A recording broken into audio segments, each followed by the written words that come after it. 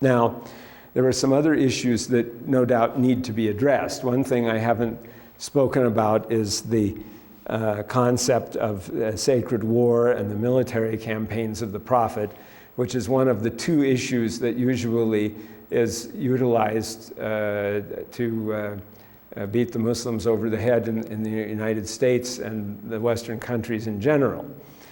The so-called jihad as holy war, military war, aggressiveness, militancy, etc. on one hand, and then women is another issue.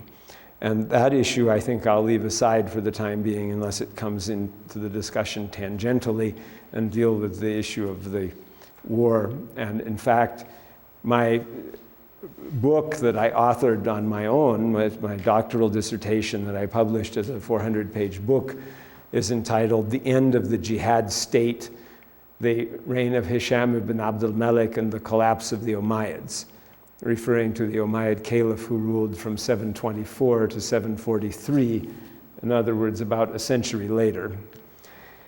And that was at the end of a long series of great military campaigns. And I think before one can actually discuss the actuality of those, one might better preface it by discussing the different points of view that have been stated about them in order to enlighten you to the fact or to help you to see that it is not an issue that's unloaded from any side.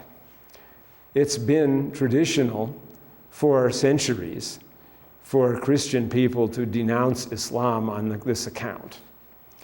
In fact, in the Greek writing Doctrina Jacobi Nuper Baptizati, which was written in the year 634, only 2 years after the Prophet had died, by a Jew in the Roman Empire who had been one of the Jews who had been forcibly converted to Christianity by Heraclius, the Roman emperor, in 632, the very year the Prophet died. In other words, the very same exact year the Prophet Muhammad died, the Emperor Heraclius enforced the previously issued decree to baptize all the Jews in the Roman Empire forcibly, whether they liked it or not. And once the water was placed on their head, they were Christians, and if they denied that, they were apostates and could be killed. And this person, however, became loyal to Christianity and was sent to Carthage in North Africa to try to persuade his fellow Jews to become Christians willingly. And amongst the things he mentioned was a prophet has come forth from Arabia, and can this be a true prophet who is coming forth fighting? So, and it's the oldest non-Muslim reference to the prophet, which is only 2 years after the prophet had died. And so that is an extremely old motif in religion. And it is especially taken as, well, Jesus Christ didn't fight, although one can find those verses in the Gospel of Matthew, I believe, which is the kingdom of heaven has been coming violently, and violent men take it by force. And the other one is that I think not that I have come to bring peace, nay, I bring not peace but a sword. I come to set son against father, and so on and that. But when you balance that against everything else in Christianity, that seems rather little and small and possibly explainable in various ways by exegesis. But the other thing is that if you look at the Torah and you look at the books of Moses in Judaism, what applies to Judaism and what applies through Judaism to Christianity, because that is part of the Christian canon, then you see something more akin to the idea of fighting versus just war, etc. And even if it is said, well, that's canceled by the New Testament, which, by the way, hasn't always been said by Christians as far as just war doctrines go and so on. In fact, perhaps hasn't even usually been said. Nevertheless, you have still the idea that this was revelation for a period of time. This is something that was normative. So one ought to look at that then in a kind of a balanced sense in that way. First of all, the situation of the prophet in Arabia was not at all the situation of Jesus Christ in the Roman Empire.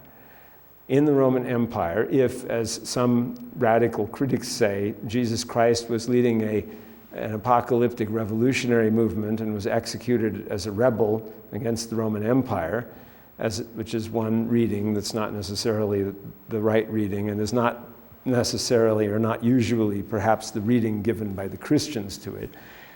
Nevertheless, it would be obvious that someone would be likely to pay with their life right off, and they would be ineffective in such an effort because the Roman Empire was powerful. But in Arabia, where there wasn't any empire and there were just thousands of competing warring clans that were making mutual war on each other, it is very unlikely that any kind of ideological teaching would have survived if it didn't establish a space for itself, and that is what Islam did. Indeed, Islam brought the benefits of peace internally to the Arab clans because it supplanted loyalty to Islam in place of loyalty to the clans and prohibited fighting between the Muslims, as is in Surah 49, where, again, in that surah, which has lots of important rules in it, it's a very short but important surah, it says, if two parties, this is page 1341, if two parties among the believers fall into a quarrel, make you peace between them. But if one of them transgresses beyond bounds against the other, then fight you all against that one that transgresses until it complies with the command of Allah. By the way, command can also be translated as sovereignty. But if it complies, then make peace between them with justice and be fair, for Allah loves those who are fair and just. So there is a principle immediately established that there should be no warfare allowed among the Muslims themselves, and that made a general peace then in Arabia itself. And that, I think, is a point worthy of appreciation.